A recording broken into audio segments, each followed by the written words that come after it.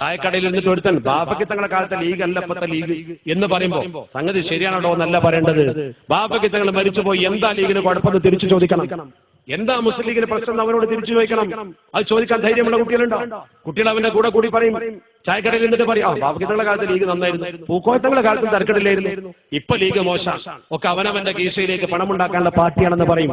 അത് നമ്മുടെ മനസ്സിനെ കൊല്ലാനുള്ള ഒരു ആസൂത്രണ വിദ്യയാണ്, പ്രചരണമാണ്. മുസ്ലിം ലീഗ് എന്ന പ്രസ്ഥാനത്തിന് ഒരിക്കലും അപജയം വരില്ല. എന്തുകൊണ്ട്? മഹാന്മാരായ നേതാക്കളെ കെട്ടിപ്പടുത്തത്. പിന്നെ ആർക്കാ അപജയം? സമൂഹത്തിന് വരും. നിസ്കരിക്കാത്ത മനുഷ്യന്മാരില്ലേ, മദ്യപിക്കുന്ന മനുഷ്യരില്ലേ, വൃത്തികേട് ചെയ്യുന്നവരില്ലേ, എന്നതുപോലെ പാവപ്പെട്ടവന് വല്ലതും അനുവദിച്ചു കൊടുക്കുമ്പോൾ അതിന് കയ്യെത്തി വാരി അഴിമതി കാണിക്കുന്നവരുണ്ടാവും. അത്തരക്കാരെ മാറ്റി നിർത്താൻ പാർട്ടി വേദികളിലല്ലേ പറയേണ്ടത്? മുസ്ലിം ലീഗിൽ ഇട്ടേച്ച് പോവുകയാണോ വേണ്ടത്? ശരീരത്തിൽ നജസായാൽ കഴുകിക്കളയണം, കൈ മുറിച്ച് കളയരുത്. മുസ്ലിം ലീഗ് നമ്മുടെ ശരീരമാണെങ്കിൽ അതിന്റെ ഏത് പൊടുക്കുത്തും തീർക്കാൻ നമുക്ക് കഴിയും. നമ്മൾ അതിനുവേണ്ടി ഉണർന്ന് ചിന്തിക്കേണ്ടവരാ. അതിനുവേണ്ടി നിങ്ങൾ ചെയ്യേണ്ടത് എന്താണ്?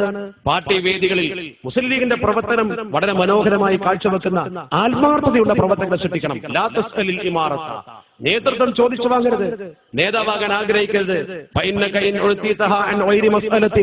ചോദിക്കാതെ നിനക്കത് കിട്ടിയാൽ പടച്ചറപ്പിന്റെ സഹായം നിനക്കുണ്ടാകും. അതേ സമയത്ത് നീ എങ്ങാനും ചോദിച്ചു വാങ്ങിയാലോ നിനക്കത് വലിയൊരു ഭാരമായി നിന്നിൽ അർപ്പിക്കപ്പെടും, വലിയ പ്രയാസമായിരിക്കും. മറ്റൊരിക്കൽ അല്ലാഹുവിന്റെ പരിശുദ്ധ പ്രവാചകർ പഠിപ്പിച്ചു, ഇന്നകും സതഖരിസൂന അലൽ ഇമാറ, നിങ്ങൾ നേതാക്കളാകാൻ ആഗ്രഹിക്കും, വസതകൂന നദാമതൻ യൗമൽ ഖിയാമ, പരലോകത്ത് വമ്പിച്ച ഖേദവും നിങ്ങൾക്ക് അതുകൊണ്ടുണ്ടാവും. നേതൃത്വം എന്ന് പറഞ്ഞാൽ അമാനത്താണ്. അത് ശരിക്കും സൂക്ഷിച്ച് നടപ്പാക്കണം. ഇതൊരു അമാനത്താണ്. ആ അമാനത്ത് നന്നായി നടപ്പാക്കിയാൽ സമൂഹത്തിന് നേട്ടമുണ്ടാകും. കാരണം കേരളത്തിലെ മുസ്ലിം ഉമ്മത്തിന്റെ നേട്ടം മനസ്സിലാക്കണമെങ്കിൽ ഞാൻ നേരത്തെ പറഞ്ഞല്ലോ, വാളയാർ ചുരത്തിന്റെ അപ്പുറത്തേക്ക് പോകണം. നന്ദിഗ്രാമിലെ 14,000-ഓളം വരുന്ന ഏക്കർ 27% മുസ്ലിങ്ങൾ തിങ്ങിപ്പാർക്കുന്ന പ്രദേശത്ത് നിന്ന് തന്നെ അക്വയർ ചെയ്യുന്നതിനാ, ആ പ്രദേശം തന്നെ വിദേശ കമ്പനിക്ക് കൊടുക്കുന്നതിനാ. അവിടെയാണ് നമ്മൾ ചിന്തിക്കേണ്ടത്. ഒരു സമുദായത്തിന് വേണ്ടി അവിടെ ശബ്ദിക്കാൻ ആളില്ലാതെ പോയി, അവന്റെ വേദന ഉത്തരവാദപ്പെട്ട മണ്ഡലങ്ങളിൽ ഉയർത്താൻ ആളില്ലാതെ പോയി. ആ കുറവ് നമ്മൾ ഇവിടെ പരിഹരിച്ചിട്ടുണ്ട്. ഈ ചിന്ത ഉത്തരേന്ത്യയിലേക്ക് വളർത്തുകയാണ് വേണ്ടത്. അതുകൊണ്ട് ഞാൻ ദീർഘിപ്പിക്കുന്നില്ല. എന്റെ മുമ്പിലിരിക്കുന്ന പ്രിയപ്പെട്ട സഹപ്രവർത്തകരോട് ഇനിയും ഒരുപാട് കാര്യം പറയണമെന്ന് എനിക്കുണ്ട്. അവസാനമായി ഇത്ര സമയം എന്നെ കേട്ടിരുന്ന പ്രിയപ്പെട്ട സഹപ്രവർത്തകരോട് എനിക്ക് പറയുവാനുള്ളത്, മുസ്ലിം ലീഗിനെ ഒരിക്കലും മറ്റൊരു രാഷ്ട്രീയ പ്രസ്ഥാനത്തെ പോലെ കാണരുത്. ഒന്നാമത്തെ എന്റെ അഭ്യർത്ഥനയാണ്, ഒരിക്കലും മറ്റൊരു പാർട്ടിയെ പോലെ കാണരുത്. നമ്മൾ കൊടി പിടിക്കലും സമരം ചെയ്യലും മാത്രം മുൻനിർത്തി പ്രവർത്തിക്കുന്ന ഒരു സംഘമല്ല, മറിച്ച് ഇസ്ലാമികമായ ഒരു വ്യക്തിത്വവും അസ്തിത്വവും ഉണ്ട്. അതിനെതിരായ പ്രവർത്തനങ്ങൾ ഉണ്ടാകുമ്പോൾ കൂട്ടായി ശബ്ദിക്കാൻ നമുക്ക് കഴിയണം, ഒരുമിച്ച് നിൽക്കാൻ നമുക്ക് സാധിക്കണം.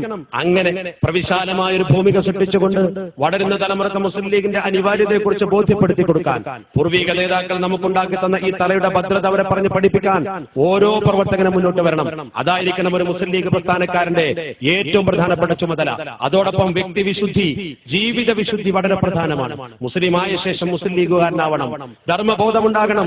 5 വക്ത് നമസ്കരിച്ചും ധാർമ്മിക ബോധം ഉൾക്കൊണ്ടും അവൻ തരക്കേടില്ലെന്ന് സമൂഹത്തെ കൊണ്ട് പറയിപ്പിക്കുന്ന രീതിയിൽ നിങ്ങളൊരു പൊതുപ്രവർത്തകനായി നോക്കൂ. നിങ്ങളെ പിന്നാലെ ജനസമൂഹം വരും. നിങ്ങൾ അഴിമതിക്കാരനും നിങ്ങൾ സമൂഹത്തിൽ വേണ്ടാത്തവനുമായി മാറുമ്പോൾ നിങ്ങളുടെ പ്രതാപം കണ്ടുകൊണ്ട് മുസ്ലിം ലീഗിലേക്ക് ആള് വരില്ല. നമ്മളെ കൊണ്ട് ഒരിക്കലും അത്തരം പ്രവർത്തനമല്ല അള്ളാഹു ആഗ്രഹിക്കുന്നത്. ഇസ്ലാമിന്റെ പ്രബോധനം മുസ്ലിമിന്റെ വ്യക്തിത്വത്തിലാണ്, അവന്റെ കഴിവ് അവന്റെ ഇസ്ലാമിക ബോധത്തിലാണ്. മുസ്ലിം ലീഗുകാരന്റെ ഇസ്ലാമിക ബോധം തീർച്ചയായും അവനെ ഖായിദെ മില്ലത്തിലേക്ക് എത്തിക്കും.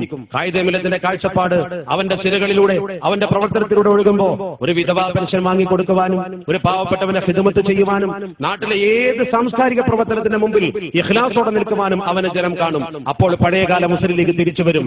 മുസ്ലിം ലീഗിന് ഒരിക്കലും അപജയം ഉണ്ടാവില്ല, മറിച്ച് മുസ്ലിം ലീഗിലെ മെമ്പർമാരായ നമുക്ക് വല്ല അപജയം ഉണ്ടായാൽ അത് മുസ്ലിം ലീഗിന്റെ മേൽ കെട്ടിവെക്കണ്ട. ആ രീതിയിൽ മുസ്ലിം ലീഗിനെ തിരിച്ചറിയുന്ന പ്രവർത്തനം നടത്താൻ ജീവിച്ചിരിക്കുന്ന മുസ്ലിം ലീഗുകാരാവാൻ നിങ്ങൾ ഓരോരുത്തരും സജ്ജരാകണമെന്നും പഠിച്ച് വീണ്ടും പഠിച്ച് മിടുക്കരായ ഒരു തലമുറയെ വളർത്തണമെന്നും എന്റെ പ്രിയപ്പെട്ട ചെറുപ്പക്കാരോട് വിനയത്തിന്റെ താഴ്ന്ന പടിയിൽ നിന്നുകൊണ്ട് ഉപദേശിക്കാൻ അർഹതയില്ലാത്തത് കൊണ്ട് അപേക്ഷിച്ചുകൊണ്ട് ഞാൻ എന്റെ വാക്കുകൾക്ക് വിരാമമിടുന്നു. അല്ലാഹു റബ്ബുൽ ഇസ്സത്ത് ഈ സംഘശക്തിയെ വിജയിപ്പിക്കുമാറാവട്ടെ. അല്ലാഹു വിശുദ്ധ ഖുർആനിൽ പറഞ്ഞത് വല്ലദീന കഫറൂ ബഅദുഹും ഔലിയാഉ ബഅദ്, സത്യനിഷേധികളൊക്കെ ഒറ്റക്കെട്ടാണ്. മുസ്ലിങ്ങളുടെ ശത്രുക്കൾ എപ്പോഴും ഒറ്റക്കെട്ടായിരിക്കും. ഇല്ലാ തഫ്അലൂഹു, നിങ്ങൾക്ക് ഒറ്റക്കെട്ടായി നിൽക്കാൻ കഴിയുന്നില്ലേ? നിങ്ങൾക്ക് ഒരുമിക്കാൻ കഴിയുന്നില്ലേ? നിങ്ങൾക്ക് ഐക്യമില്ലേ? തകുൻ ഫിത്നത്തുൻ ഫിൽ അർദി വഫസാദുൻ കബീർ, ഭൂമിയിൽ വമ്പിച്ച കുഴപ്പവും നാശവും ഉണ്ടാകും. അത് പടച്ച റബ്ബ് പറഞ്ഞതാ. ലോകത്ത് നിന്ന് മുസ്ലിങ്ങൾക്ക് വന്ന പതനത്തിന്റെ മുഴുവൻ അടിസ്ഥാനം ഭിന്നതയാണ്. ഭിന്നത, രണ്ടാമത്തേത് ദീനിൽ നിന്ന് അകന്നു പോയത്. അതുകൊണ്ട് രണ്ടും സ്വായത്തമാക്കണം, ദീനും ഐക്യവും. അതിനായിരിക്കട്ടെ നമ്മുടെ പരിശ്രമം. അള്ളാഹു അതിന് സഹായിക്കുമാറാവട്ടെ. വആഖിറു ദഅവാനാ അനിൽ ഹംദുലില്ലാഹി റബ്ബിൽ ആലമീൻ. അല്ലാഹുമ്മ അഇസ്സൽ ഇസ്ലാമ വൽ മുസ്ലിമീൻ വഅദില്ല ശിർക വൽ മുശ്രിക്കീൻ വൻസുർനാ അലാ അഅദാഇനാ വഅലാ അഅദാഇക വഅഅദാഇദ്ദീൻ.